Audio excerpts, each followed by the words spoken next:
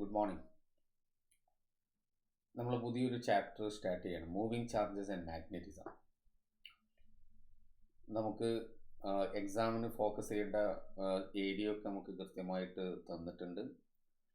ആ ഏരിയയിൽ മാത്രം ഊന്നി സംസാരിക്കൽ കുറച്ച് പ്രയാസമാണെങ്കിലും പരമാവധി അവിടെ തന്നെ കൂടുതൽ ഫോക്കസ് ചെയ്തുകൊണ്ട് തന്നെയുള്ള ഒരു ഡിസ്കഷനാണ് ഉദ്ദേശിക്കുന്നത്. കാരണം നമുക്ക് സമയം വളരെ കുറവാണ് എന്നുള്ള വസ്തുത മനസ്സിലാക്കിക്കൊണ്ട് തന്നെ.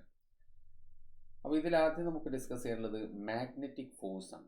മാഗ്നറ്റിക് ഫോഴ്സ് എന്താണ്? മാഗ്നറ്റിക് ഫോഴ്സ്, അതിൻ്റെ വിശദ വിവരങ്ങളിലേക്കാണ് ഇനി നമ്മൾ പോകുന്നത്. ഓക്കെ, നോക്കൂ. മാഗ്നറ്റിക് ഫോഴ്സ് ആണ് മൂവിങ് ചാർജിൻ്റെ മാഗ്നറ്റിക് ഫീൽഡ്. ഒരു ക്യൂ ചാർജിനെ വളരെ സിമ്പിളാണ്, വളരെ ഇമ്പോർട്ടൻ്റുമാണ്. വളരെ ഇമ്പോർട്ടൻ്റ് ആണത്. എക്സാമിന് വരും എന്നുള്ള കാര്യത്തിൽ ആൾമോസ്റ്റ് കൺഫേം ആണ്. നോക്കൂ, ക്യൂ ചാർജ് വി വെലോസിറ്റിയിൽ ബി മാഗ്നറ്റിക് ഫീൽഡിലൂടെ, ഇലക്ട്രിക് ഫീൽഡ് നമ്മൾ ഇ എന്നല്ല റെപ്രസെൻ്റ് ചെയ്യുക, മാഗ്നറ്റിക് ഫീൽഡിനെ റെപ്രസെൻ്റ് ചെയ്യുന്ന സിമ്പിളാണ് B. Electric field vector B, magnetic field vector B. അപ്പോൾ ക്യൂ ചാർജ് വി വെലോസിറ്റിയിൽ ബി മാഗ്നറ്റിക് ഫീൽഡിലൂടെ ട്രാവൽ ചെയ്യുന്ന സമയത്ത് അതിന് മുകളിൽ എക്സ്പീരിയൻസ് ചെയ്യുന്ന ഫോഴ്സിൻ്റെ ഇക്വേഷനാണ് F is equal to, vector F is equal to, or magnitude ആണെങ്കിൽ F is equal to Q V B sine തീറ്റ എന്നാണ്. Q V B sine theta, where theta എന്ന് പറഞ്ഞാൽ it is the angle between V and B. വിക്കും ബിക്കും ഇടയിലുള്ള ആംഗിളാണ് അത് theta. And vector ഫോമിൽ ഈക്വേഷൻ നമ്മൾ എഴുതൽ vector F is equal to Q into V cross B എന്നാണ്. V cross B. ഈ ഇക്വേഷൻ വിളിക്കുന്ന പേര് മാഗ്നറ്റിക് ലോറൻസ് ഫോഴ്സ് എന്നാണ്. Magnetic Lorentz force. Lorentz force എന്നല്ല കേട്ടോ, കാരണം ലോറൻസ് ഫോഴ്സ് വേറെയാണ്. മാഗ്നറ്റിക് ലോറൻസ് ഫോഴ്സ് എന്നുള്ളത് നിങ്ങൾ പ്രത്യേകം മനസ്സിലാക്കേണ്ടതുണ്ട്.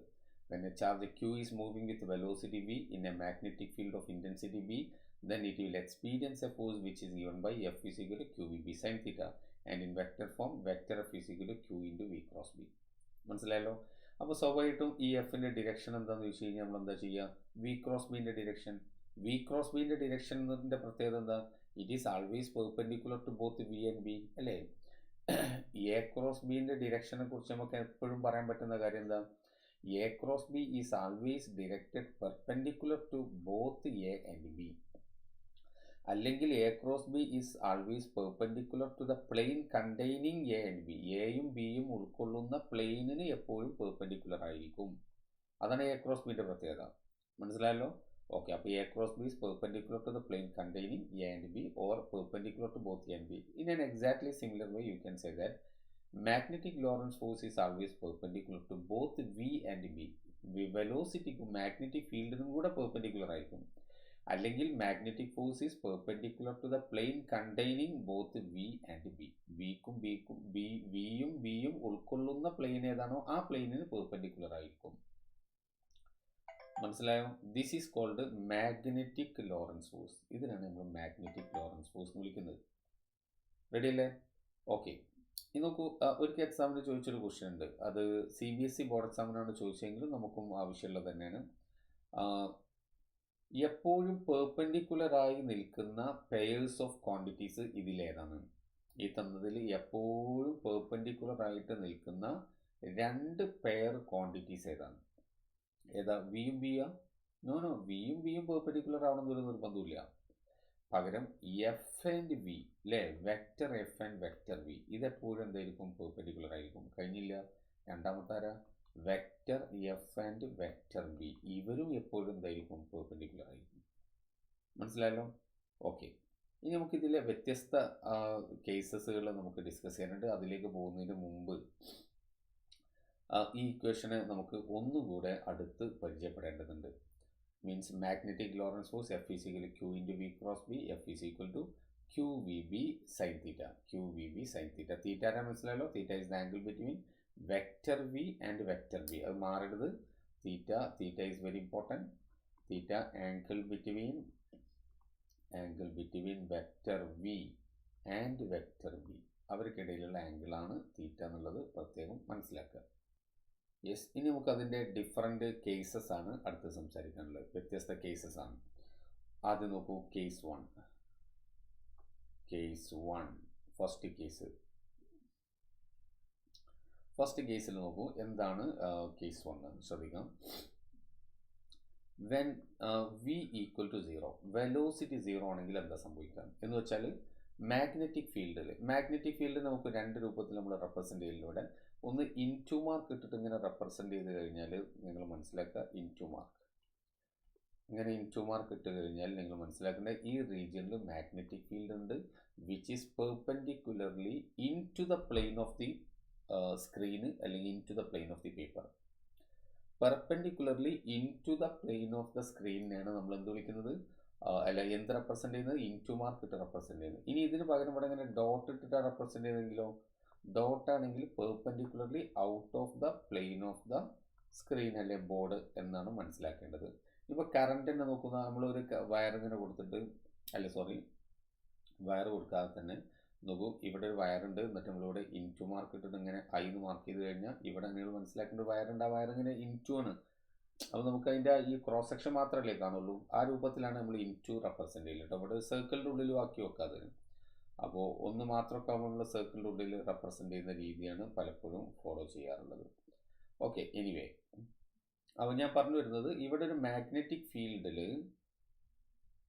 ഇവിടെ ഒരു മാഗ്നറ്റിക് ഫീൽഡ് കൊടുത്തിട്ടുണ്ട്. ഈ മാഗ്നറ്റിക് ഫീൽഡിൽ ഒരു ചാർജ്ഡ് പാർട്ടിക്കിൾ ക്യൂ റെസ്റ്റിൽ നിൽക്കുകയാണ്, സ്റ്റേഷനറി ചാർജ്ഡ് പാർട്ടിക്കിളാണ്. അങ്ങനെയാണെങ്കിൽ ലോറൻസ് ഫോഴ്സ് എത്ര ഉണ്ടാവുക, F is equal to Q V B sine theta അല്ലേ, ക്യൂ വി ബി സൈൻ തീറ്റയിൽ വി 0 ആയി കഴിഞ്ഞാൽ എഫ് എത്ര 0. That means on a stationary charged particle in a magnetic field the force experienced by it is 0, or the magnetic field exerts no force on a stationary charged particle in it. ഫീൽഡിലുള്ള stationary ആയിട്ടുള്ള അനങ്ങാത്ത പാർട്ടിക്കിളിൻ്റെ മുകളിൽ field exert ചെയ്യുന്ന force എത്രയാണ് 0. മനസ്സിലായല്ലോ, Q V ബിയിൽ V 0 ആയി കഴിഞ്ഞാൽ എഫ് 0. ഓക്കെ ആണല്ലോ. ഓക്കെ, പെട്ടെന്ന് അടുത്ത കാര്യത്തിലേക്ക് പോവാം. കേസ് 2 നോക്കൂ. Charged particle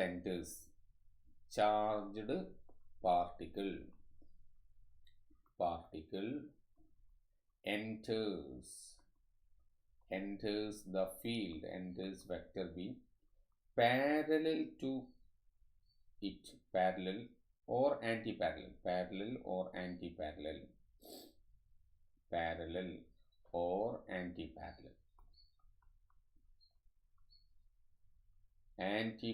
to it എന്ന് വെച്ചാൽ എന്താ, തീറ്റ 0 ആവുക 0 degree, or theta is equal to 180 degree ആവുക 180.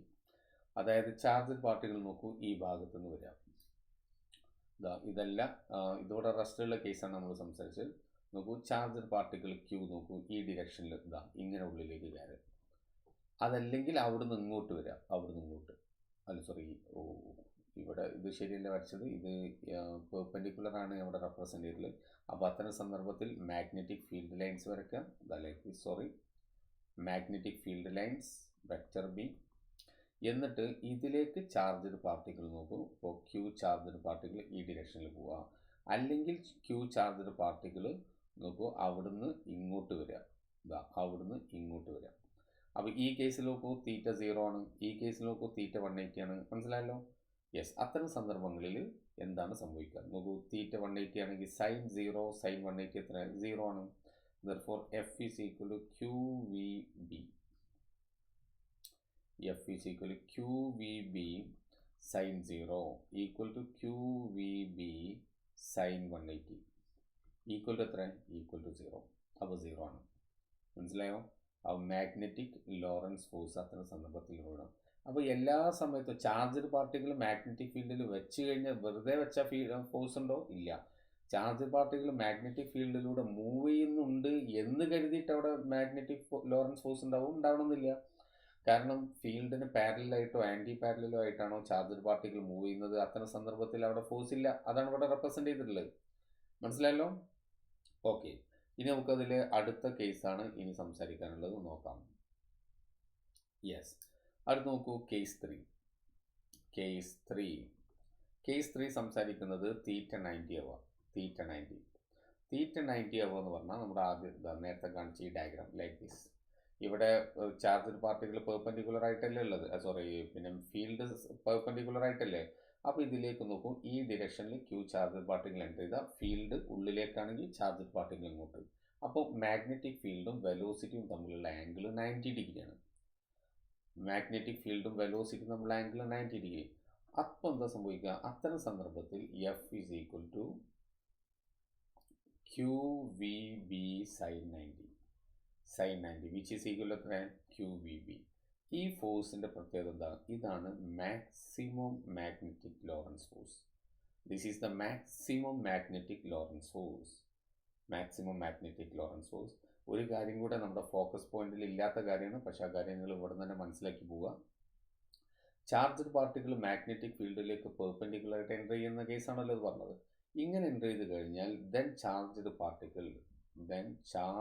പാർട്ടിക്കിൾ ഞാൻ നോട്ടിൽ കൊടുത്തിട്ടില്ല, അത് നിങ്ങൾക്കതിൽ ആഡ് ചെയ്ത് വെക്കാം. Then charged particle follows circular path in the field. ഫീൽഡിൽ അത് സർക്കുലർ പാത്തായിരിക്കും പിന്നെ അത് ഫോളോ ചെയ്യുക. മനസ്സിലായല്ലോ? ചാർജ്ഡ് പാർട്ടിക്കിൾ സർക്കുലർ പാത്തിലൂടെയാണ് പിന്നെ ട്രാവൽ ചെയ്യുക ആ ഫീൽഡിലൂടെ പെർപെൻഡിക്കുലറായിട്ട്. അപ്പോൾ this is the maximum force. അപ്പോൾ പിന്നെ വെലോസിറ്റി 0 ആകുന്ന സമയത്ത് വെലോസിറ്റി 0 ആകുമ്പോൾ എഫ് ഈക്വൽ ടു 0, തീറ്റ 0 ആകുമ്പോൾ എഫ് ഈക്വൽ ടു 0. തീറ്റ 0 പറഞ്ഞാൽ പാരലൽ ആവുക. തീറ്റ 180 ഡിഗ്രി ആകുമ്പോൾ എഫ് ഈസ് ഈക്വൽ ടു 0. കണ്ടോ? ഇതൊക്കെ എഫ് 0 ആണ്. തീറ്റ 90 ആകുമ്പോഴോ F equal to F max ആവും. ക്ലിയർ അല്ലേ? ഇത്ര ആയിക്കഴിഞ്ഞാൽ അതിൻ്റെ ബേസിക്സ് കഴിഞ്ഞു. ഇനി നോക്കൂ, ഇവിടെ ഈ എഫ് മാക്സിമം ആവുന്ന സമയത്ത്, എഫ് മാക്സിമം ആവുന്ന എപ്പോഴാണ്? തീറ്റ 90 ആവുന്ന സമയത്ത്. അതെപ്പോഴാവുക? വിയും പെർപെൻഡിക്കുലർ ആവുക, വെലോസിറ്റിയും ഫീൽഡും പെർപെൻഡിക്കുലർ ആവുക. ആ സമയത്തുള്ള മാഗ്നറ്റിക് ഫോഴ്സിൻ്റെ ഡിറക്ഷൻ കാണാൻ, ഈ മാഗ്നറ്റിക് ഫോഴ്സിൻ്റെ ഡിറക്ഷൻ ഏത് സമയത്ത് കാണാനും നിങ്ങൾക്ക് ഏത് ഇക്വേഷൻ മതി സത്യത്തിൽ? F is equal to Q into V cross B എന്നുള്ള equation is enough. This equation is enough ആണ് അല്ലേ? വി ക്രോസ് ബി നമുക്ക് right hand thumb rule, right hand screw rule apply ചെയ്യാൻ അറിയാം. അത് നമ്മൾ പഠിച്ചതാണ് അല്ലേ? വിയിൽ നിന്ന് ബിയിലേക്ക് നമ്മൾ റൈറ്റ് ഹാൻഡ് കേൾ ചെയ്യുക, റൈറ്റ് ഹാൻഡ് ഫിംഗേഴ്സ് കേൾ ചെയ്യുക. അപ്പോൾ stretched thumb indicates the direction of the magnetic force. അത് നമുക്കറിയാം. ഇനി ഇവ വിയും ബിയും പെർപെൻഡിക്കുലർ ആവുന്ന സന്ദർഭത്തിൽ ഈ ഡിറക്ഷൻ ഓഫ് ഫോഴ്സ് കാണാൻ മറ്റൊരു റൂൾ കൂടെ ഉണ്ട്. അതാണ് Fleming's left hand rule. Fleming's left hand rule പറഞ്ഞാൽ ലെഫ്റ്റ് ഹാൻഡിൻ്റെ ഫസ്റ്റ് 3 ഫിംഗേഴ്സ് ഇതാ ഇങ്ങനെ പെർപെൻഡിക്കുലർ ഡിറക്ഷനിൽ സ്ട്രെച്ച് ചെയ്യുക. കണ്ടോ? ലെഫ്റ്റ് ഹാൻഡിൻ്റെ ഫസ്റ്റ് 3 ഫിംഗേഴ്സ് ഇങ്ങനെ സ്ട്രെച്ച് ചെയ്യാം. Stretch the thumb first 2 fingers of the left hand mutually perpendicular to each other. If the forefinger and the forefingerൻ്റെ എഫ് ഞാൻ പ്രത്യേകം ബോൾഡൊക്കെ ഉണ്ട്. അപ്പോൾ ഈ എഫ് 4 ഫിംഗർ ഫീൽഡ് കണ്ടോ? Magnetic field. പിന്നെ ഇത് നമുക്ക് മിഡിൽ ഫിംഗർ എന്നൊക്കെ പറയാം, പക്ഷേ ഞാൻ അതിനെ സെൻട്രൽ ഫിംഗർ എന്ന് വിളിച്ചത്. Central finger current. അപ്പോൾ കറണ്ട് എന്ന് പറഞ്ഞാൽ ചാർജ് പോകുന്ന ഡയറക്ഷനിലായിരിക്കുമല്ലോ കറണ്ട് ഉണ്ടാവുക. അപ്പോൾ ഇവിടെ ഈ കറണ്ട് എന്ന് പറഞ്ഞാൽ ഇവിടെ വെലോസിറ്റിനെയാണ് സൂചിപ്പിക്കുന്നത്. കാരണം കറണ്ടിൻ്റെ ഡിറക്ഷൻ എന്ന് പറഞ്ഞാൽ പോസിറ്റീവ് ചാർജ് പോകുന്ന ഡിറക്ഷനാണ്. അപ്പോൾ വെലോസിറ്റിൻ്റെ ഡിറക്ഷനാണ് ഇവിടെ കറണ്ട്. ദെൻ തമ്പിൽ നോക്കുന്ന എമ്മിനെ ഇവിടെ എന്താക്കിയിട്ടുണ്ട്? ബോൾഡാക്കിയിട്ടുണ്ട്. ഇവിടെ മോഷൻ, എം റെപ്രസെൻ്റ് ചെയ്യുന്ന മോഷൻ എങ്ങോട്ട് ഉണ്ടാകുക? ഫോഴ്സ് ഉള്ള ഡിറക്ഷനിൽ. അപ്പോൾ നിങ്ങൾക്ക് കണക്ട് ചെയ്ത് വെക്കാൻ വേണ്ടിയിട്ടാണ് അങ്ങനെ സംസാരിച്ചത്. അപ്പോൾ ഫ്ലെമിങ്സ് ലെഫ്റ്റ് ഹാൻഡ് റൂൾ പറഞ്ഞത് എന്താണെന്ന് വെച്ച് കഴിഞ്ഞാൽ 4 ഫിംഗർ മാഗ്നറ്റിക് ഫീൽഡിൻ്റെ ഡിറക്ഷനിൽ പിടിക്കുക, സെൻട്രൽ ഫിംഗർ വെലോസിറ്റിൻ്റെ ഡിറക്ഷനിൽ പിടിക്കുക. അങ്ങനെയാണെങ്കിൽ stretched thumb indicates the direction of magnetic ഫോഴ്സിൻ്റെ ഡിറക്ഷനിലായിരിക്കും സ്ട്രെച്ച്ഡ് തമ്പ് ഉണ്ടാവുക. മനസ്സിലായോ? ഇതാണ് ഫ്ലെമിങ്സ് ലെഫ്റ്റ് ഹാൻഡ് റൂൾ. ഇവിടെ നിങ്ങൾ ശ്രദ്ധിക്കേണ്ട ഒരു പോയിന്റ് ഉണ്ട്. ആ പോയിന്റ് എന്താണെന്ന് വെച്ച് കഴിഞ്ഞാൽ ഇപ്പോൾ നമ്മൾ ചാർജ്ഡ് പാർട്ടിക്കിൾ നെഗറ്റീവ് പാർട്ടിക്കിൾ ആയിരിക്കും. അപ്പോൾ പ്രോട്ടോൺ ആണെങ്കിൽ ദിസ് ഈസ് ഓക്കെ. ഇലക്ട്രോൺ ആണെന്ന് കരുതുക. ഇലക്ട്രോൺ ആകുന്ന സമയത്ത് സത്യത്തിൽ നമ്മൾ ഇക്വേഷൻ എങ്ങനെ വരിക? ഇലക്ട്രോൺ ആകുന്ന സമയത്ത് നോക്കൂ, equation F is equal to Q into V cross B എന്നാണല്ലോ നമ്മൾ കൊടുക്കുന്നത്. പക്ഷേ ഇവിടെ ഒരു നെഗറ്റീവ് സൈൻ ഉണ്ടാവും. അപ്പോൾ നിങ്ങൾ ഇങ്ങനെ തന്നെ ചെയ്തോ, കുഴപ്പമൊന്നുമില്ല. അതായത് വി ക്രോസ് ബിൻ്റെ ഡിറക്ഷൻ ഇത് നിങ്ങൾ അപ്ലൈ ചെയ്യുക. പക്ഷേ ഇവിടെ അവസാനം minus E into V cross B എന്ന് പോരുക. അപ്പോൾ ഡിറക്ഷനൊക്കെ കണ്ടു കഴിഞ്ഞതിന് ശേഷം നിങ്ങൾ എന്ത് ചെയ്യണം? ആ ഡിറക്ഷനെ -1 മൾട്ടിപ്ലൈ ചെയ്യണം. എന്ന് വെച്ചാൽ ഡിറക്ഷൻ നേരെ റിവേഴ്സ് ചെയ്യുന്ന അർത്ഥം. മനസ്സിലായോ? നെഗറ്റീവ് ചാർജ്ഡ് പാർട്ടിക്കിൾ ആണെങ്കിൽ നിങ്ങളിതൊക്കെ കണ്ടതിന് ശേഷം ആ ഡിറക്ഷനെ നെഗറ്റീവ് കൊണ്ട് മൾട്ടിപ്ലൈ ചെയ്യേണ്ടി വരും. അപ്പോൾ ഡിറക്ഷൻ എന്ത് ചെയ്യും, എന്താണോ കിട്ടിയത് അതിൻ്റെ നേരെ ഓപ്പോസിറ്റ് ആയിരിക്കും കിട്ടുക എന്നുള്ളതും കൂടെ നിങ്ങൾ പ്രത്യേകം ശ്രദ്ധിക്കുക. ഓക്കെ അല്ലേ? ഓക്കെ, ഇനി നമുക്ക് മാഗ്നറ്റിക് ഫീൽഡിൻ്റെ unit, SI unit of magnetic field ആണ് കണ്ടെത്താൻ പോകുന്നത്. SI unit of magnetic field അതേപോലെ അതിൻ്റെ ഡയമെൻഷനും കണ്ടെത്താൻ പോകുന്നത്. അത് രണ്ടും നമ്മൾ കണ്ടെത്തുന്നത് ആക്ച്വലി ഈ ഇക്വേഷൻ എന്നാണ്, മാഗ്നറ്റിക് ലോറൻസ് ഫോഴ്സ് എന്നാണ്. നോക്കൂ, we have the relation F is equal to QVB sine theta. സിമ്പിളാണ്, ഇമ്പോർട്ടൻ്റ് ആണ്. ഓക്കെ, അപ്പോൾ ഇവിടെ ബിയുടെ യൂണിറ്റ് ആണ് നമുക്ക് കിട്ടേണ്ടത്. അപ്പോൾ B is equal to F divided by QV sine theta. അപ്പോൾ നോക്കൂ, എഫിൻ്റെ യൂണിറ്റ് എന്താ, ന്യൂട്ടൺ അല്ലേ, divided by charge coulomb, velocity metre per second. അപ്പോൾ സെക്കൻഡ് മേലെത്തി, സൈൻ തീറ്റയ്ക്ക് യൂണിറ്റ് ഇല്ല. ക്ലിയർ ആണല്ലോ? അപ്പോൾ നോക്കൂ, ഇതാണ് unit, newton second coulomb inverse metre inverse. This is the unit of magnetic field. ഈ യൂണിറ്റിനെ നമ്മൾ വിളിക്കുന്ന ഒരു ഓമന പേരുണ്ട്. ആ ഓമന പേര് ഭയങ്കര ഫേമസ് ആണ്, ഇത് പഠിക്കലും നിർബന്ധമാണ്. ടെസ്ല എന്നാണ്. ടെസ്ല, നിക്കോളാസ് ടെസ്ല എന്ന് പറഞ്ഞ സയൻറ്റിസ്റ്റിൻ്റെ ഓർമ്മയിലാണ് അങ്ങനെ കൊടുക്കുന്നത്. അപ്പോൾ ടെസ്ല, ക്യാപിറ്റൽ T. അപ്പോൾ മാഗ്നറ്റിക് ഫീൽഡിൻ്റെ യൂണിറ്റ് ചോദിച്ചാൽ നമ്മൾ ടെസ്ലയാണ് പറയുക. ഈ യൂണിറ്റ് നോർമലി പറയാറില്ല, പക്ഷേ ഇത് നിങ്ങൾക്ക് ഓർത്ത് വെക്കണം. ഇതിൻ്റെ ഓമന പേരാണിത്. ഇനി ഇതിനെ നമുക്ക് വീണ്ടും മാറ്റാം, കാരണം ഇതിൽ ന്യൂട്ടൺ എന്തല്ല, ബേസിക് യൂണിറ്റിലെല്ലാം നമ്മൾ റെപ്രസെൻ്റ് ചെയ്ത് ന്യൂട്ടൺ എന്ന് പറഞ്ഞാൽ kilogram metre per second square ആണ്. Kilogram metre per second square into അവിടെ ഒരു സെക്കൻഡ് ഉണ്ട്, പിന്നെ കൂളോംബ് ഇൻവേഴ്സ് മീറ്റർ ഇൻവേഴ്സ്. അങ്ങനെ നമ്മൾ നോക്കും, മീറ്റർ ഇൻവേഴ്സ് ക്യാൻസൽഡ്, ഒരു സെക്കൻഡും ക്യാൻസൽ ചെയ്തു. അപ്പോൾ kilogram coulomb inverse second inverse. ഇതും എന്തിൻ്റെ യൂണിറ്റ് ആണ് അല്ലേ? നമുക്ക് വേറെ ഒന്നും തെറ്റിയില്ലല്ലോ. നോക്കുക, kilogram coulomb inverse second inverse. ഇതും ആര് തന്നെയാണ്, ടെസ്ല. ഇതും മാഗ്നറ്റിക് ഫീൽഡിൻ്റെ യൂണിറ്റ് ആണ് എന്ന് മനസ്സിലാക്കുക. ഓക്കെ അല്ലേ? ഇനി ഇതിലേറെ ഇമ്പോർട്ടൻ്റ് ഇവിടെ മാഗ്നറ്റിക് ഫീൽഡിൻ്റെ ഡയമെൻഷൻ കണ്ടെത്തല. മാഗ്നറ്റിക് ഫീൽഡിൻ്റെ ഡയമെൻഷൻ കണ്ടെത്തുക. മാഗ്നറ്റിക് ഫീൽഡിൻ്റെ ഡയമെൻഷൻ നമുക്ക് ഇവിടെ എങ്ങനെ കണ്ടെത്താം?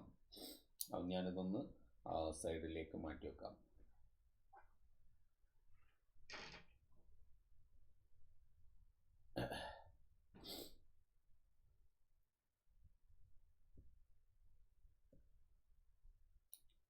ഓക്കെ, മാഗ്നറ്റിക് ഫീൽഡിൻ്റെ ഡയമെൻഷൻ കണ്ടെത്താം. മാഗ്നറ്റിക് ഫീൽഡ് ഡയമെൻഷൻ കണ്ടെത്തുന്ന സമയത്ത് നോക്കുക, ഇവിടെ നമുക്ക് ഡയമെൻഷൻസ് കൊടുത്താൽ മതി. ദാറ്റ് ഈസ് ഈക്വൽ എഫിൻ്റെ ഡയമെൻഷൻ എന്താ, എഫിൻ്റെ മാഗ്നറ്റിക് ഫീൽഡ്. ഓക്കെ, എഫിൻ്റെ ഡയമെൻഷൻ എന്താ, mL(T⁻²) ഹോൾ ഡിവൈഡഡ് ബൈ ക്യൂവിൻ്റെ എന്താ, AT അല്ലെങ്കിൽ IT ഇൻറ്റു വെലോസിറ്റി L(T⁻²). നോക്കൂ, L ക്യാൻസൽഡ്, TT ഒരു T⁻², അതുകൊണ്ട് ക്യാൻസൽ ചെയ്തു. റെഡി അല്ലേ? ഓക്കെ, ബാക്കി ആരൊക്കെ ഉള്ളത് നോക്ക്. സോറി, ഇതാ ഈ ടിയും ക്യാൻസൽ ചെയ്തു. അപ്പോൾ T⁻², T⁻² വരുന്നുണ്ട് അല്ലേ, T⁻, കിലോഗ്രാം. അപ്പോൾ ഇവിടെ നമുക്ക് എന്തോ മിസ്റ്റേക്ക് പറ്റിയിട്ടുണ്ടല്ലോ. mL(T⁻²) kilogram metre per second square, L(T⁻²). Okay, check ചെയ്യാം. കാരണം ഇവിടെ -2 കിട്ടുന്നുണ്ടെങ്കിൽ ഇവിടെ എസ് നമുക്ക് -2 കിട്ടണം. നമുക്ക് ചെക്ക് ചെയ്യാം. അപ്പോൾ കിലോഗ്രാം ഇത് force mL(T⁻²), charge AT, L(T⁻²). Sine തീറ്റയ്ക്ക് ഡയമെൻഷൻ ഇല്ല. അപ്പോൾ ബാക്കി ആരാ അവിടെ ഉണ്ടാവാൻ നോക്കുക. ബാക്കിയുള്ളത് m, then A⁻²,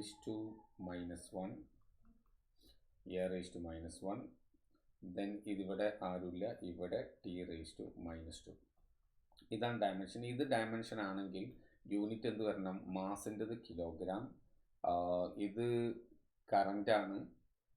അപ്പോൾ കറക്റ്റ് ആട്ടോ, കുഴപ്പമില്ല. Okay, no issue, everything is all right.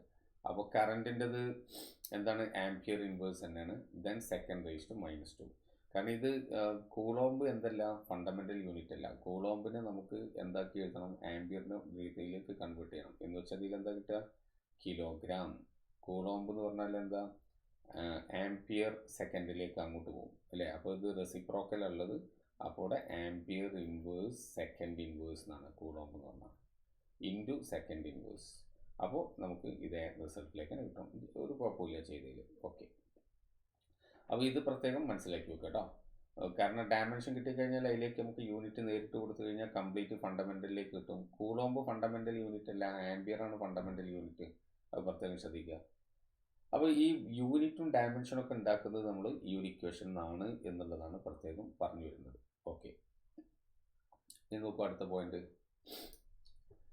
A field of 1 Tesla is very strong magnetic field. 1 Tesla is very strong അല്ലേ? 1 ടെസ്ല വളരെ വലുതാണ്.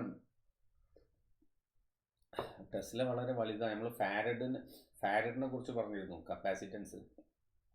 Farad is too big. അതുകൊണ്ടാണല്ലോ എർത്തിൻ്റെത് വരെ നമ്മൾ മൈക്രോ ഫാരഡിലാണ് പറയുക. 711 മൈക്രോ ഫാരഡാണ് എർത്തിൻ്റെ മൊത്തം കപ്പാസിറ്റി എന്ന് പറയല്. അപ്പോൾ ഇനി അതുപോലെ തന്നെ ടെസ്ല വളരെ വലുതാണ്. അതുകൊണ്ട് very often the magnetic fields R expressed in terms of smaller unit. കുറച്ച് ചെറിയൊരു യൂണിറ്റ് നമ്മൾ കൊണ്ടുവന്നിട്ടുണ്ട്. അതാണ് ആര്? Goes. It's very important. 1 Tesla എന്ന് പറഞ്ഞാൽ 10⁴ ഗോസ് ആണ്. അത് നമുക്ക് അറിഞ്ഞിരിക്കണം കേട്ടോ. നമ്മൾ അറിയേണ്ടതാണ്. 1 tesla 10⁴ gauss, or 1 gauss is equal to 10⁻⁻⁴ ടെസ്ലയാണ്. ഗോസ് ചെറുതും ടെസ്ല വലുതുമാണ്.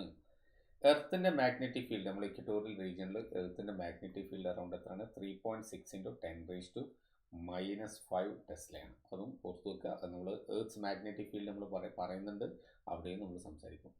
ഇനി നമ്മൾ ലോറൻസ് ഫോഴ്സ് ശരിക്കും എന്താണെന്നാണ് ഇനി നമ്മൾ സംസാരിക്കാൻ പോകുന്നത്. ഇതുവരെ നമ്മൾ പറഞ്ഞത് മാഗ്നറ്റിക് ലോറൻസ് ഫോഴ്സ് ആണ്. എന്നാൽ ഒരു ചാർജർ പാർട്ടിക്കിൾ മാഗ്നറ്റിക് ഫീൽഡിലൂടെ മാത്രം പോകുമ്പോൾ ഉണ്ടാകുന്ന ഫോഴ്സ്, അതിന് നമ്മൾ FM എന്നൊക്കെ വേണേൽ കൊടുക്കാം. ദാറ്റ് ഈസ് ഈക്വൽ Q × V × B അല്ലെങ്കിൽ FB എന്നും കൊടുക്കും കേട്ടോ, FB. ദെൻ ഒരു ചാർജർ പാർട്ടിക്കിൾ ഇലക്ട്രിക് ഫീൽഡിലൂടെ പാസ് ചെയ്യുമ്പോഴുള്ള ഫോഴ്സ് എന്താ? F is equal Q vector E. നമ്മൾ പഠിച്ചാണ് ഈ ഇലക്ട്രിക് ഫീൽഡ് ഇൻറ്റൻസിറ്റിയിലൂടെ Q ചാർജർ പാർട്ടിക്കിൾ മൂവ് ചെയ്യുമ്പോൾ അതിൻ്റെ മുകളിലുള്ള ഫോഴ്സാണ് QE. ഇതൊക്കെ മുമ്പ് പഠിച്ച കാര്യങ്ങൾ. ഓക്കെ, ഇനി നോക്കൂ, ചാർജർ പാർട്ടിക്കിൾ മാഗ്നറ്റിക് ഫീൽഡിലൂടെയും ഒരു റീജിയനിൽ മാഗ്നറ്റിക് ഫീൽഡുണ്ട് ഇലക്ട്രിക് ഫീൽഡുണ്ട്, രണ്ടും ഉണ്ട്. അങ്ങനെയാണെങ്കിൽ അതിലൂടെ ചാർജർ പാർട്ടിക്കിൾ മൂവ് ചെയ്യുമ്പോൾ അതിൻ്റെ മുകളിൽ എക്സ്പീരിയൻസ് ചെയ്യുന്ന ടോട്ടൽ ഫോഴ്സിൻ്റെ പേരാണ് ലോറൻസ് ഫോഴ്സ്. അപ്പോൾ ഇതിൻ്റെ മുകളിൽ എന്തുണ്ടാവും? ഇലക്ട്രിക് ഫോഴ്സ് ഉണ്ടാവും, മാഗ്നറ്റിക് ഫോഴ്സ് ഉണ്ടാവും. That means the total force experienced by a charged particle while moving through a region where both electric and magnetic fields exist. അതിനെയാണ് നമ്മൾ ലോറൻസ് ഫോഴ്സ് എന്ന് വിളിക്കുന്നത്. ദാറ്റ് ഈസ് ഈക്വൽ ടു Q × V × B plus Q vector E. കണ്ടോ? Q vector E. Or this is equal to F is equal to, ഇത് രണ്ടും കൂടെ Qനെ വേണേൽ നമുക്ക് പുറത്താക്കാം. അങ്ങനെ പുറത്താക്കിയാൽ vector E plus V × B.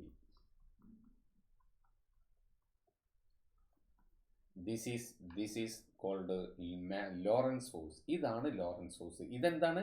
Magnetic Lorentz force ആണ്. ഇതാണ് ആര്? Lorentz force. അപ്പോൾ ലോറൻസ് ഫോഴ്സ് ചോദിച്ചാൽ നിങ്ങൾ ഇതാണ് പറയേണ്ടത്. It is the total force experienced by a charged particle while moving through a region where both electric and magnetic fields exist. It is called Lorentz force. It is called Lorentz force and is given by this equation. Okay, അപ്പോൾ വളരെ പ്രധാനപ്പെട്ട വളരെ സിമ്പിളായിട്ടുള്ള ഒരു ഭാഗമാണ് നമ്മൾ സംസാരിച്ചിട്ടുള്ളത്. നന്നായിട്ട് പഠിക്കുക, പ്രാക്ടീസ് ചെയ്യുക. Thank you.